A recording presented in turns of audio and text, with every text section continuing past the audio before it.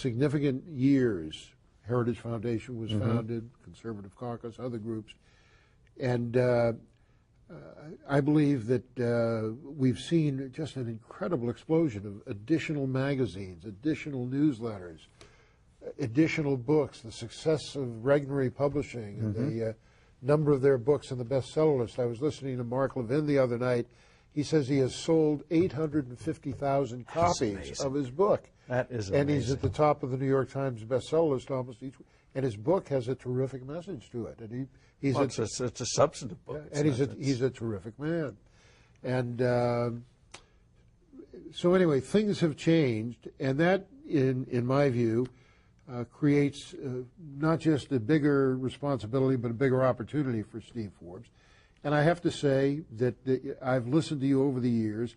I heard you speak, I guess it was at the meeting of the Council for National Policy.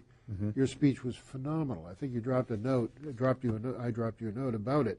I've seen your speaking qualitatively and quantitatively, if those are words, improve through experience over the years.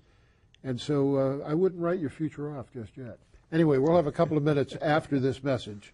Stay with us. We'll be right back with Steve Forbes.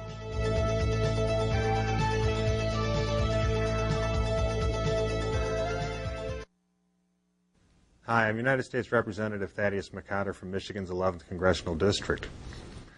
As we enter a new millennium of hope and peril, with so many problems besetting our country and yet so many opportunities before us, it is oftentimes tempting to think that your voice doesn't matter. What can one person do to make a difference in the life of their community and their country? Well, the first thing you can do is to contact your legislator. You are one of the sovereign citizens of the United States. You elect your servants to work for you in Congress. Let them know what you think. Send them a letter, send them an email, call them on the phone.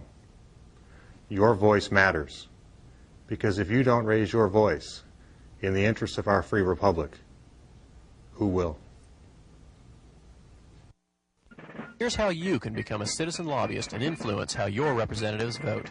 Write a letter to your congressmen and senators. Speak out on a call-in talk radio program.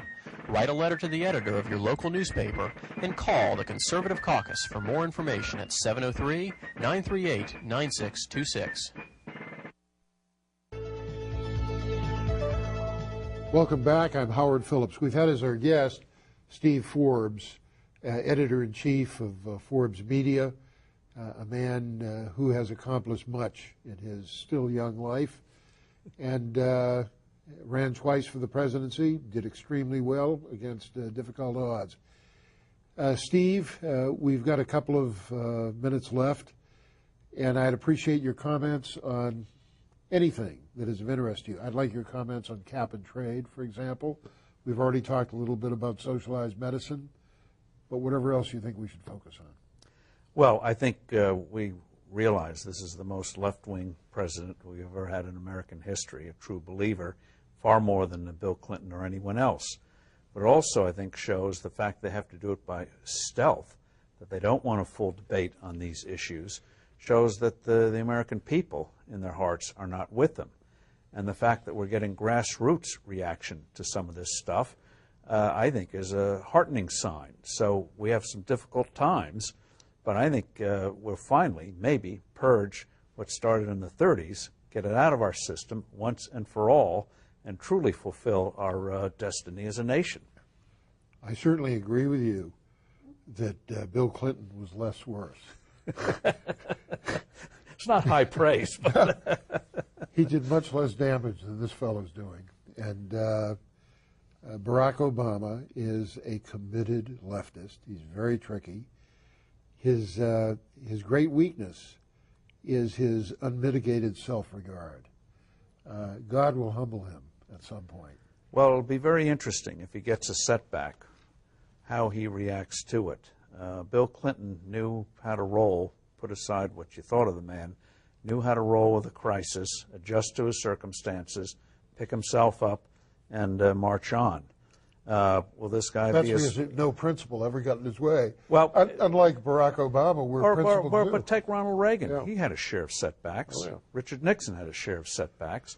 They knew how to come back. They knew that life always throws you a curveball. And this man hasn't had many curveballs in his public life. How will you react when that happens? It's not how many times you fall down, it's how many times you get up. And that's one of the reasons we can admire, whatever our policy differences may be, a man such as Richard Nixon, because he had that grit that had him coming back Let's be all the time. bipartisan. Put again as his policies, Harry Truman went broke after World War I. Comes back, successful veteran, shattered, but picks himself up. Ulysses Grant. Oh, many times. History of business failure. And he became Lincoln's general. Steve, we have to close it. Thanks so much for Howie, being thank with us. you. I enjoyed it greatly. I'm sure our viewers did. And if you're interested in learning more about the Conservative Caucus, please check out our website, www.conservativeusa.org. If you want us to send you some information, you can reach us by fax, 703-281-4108. We'll see you in the next podcast.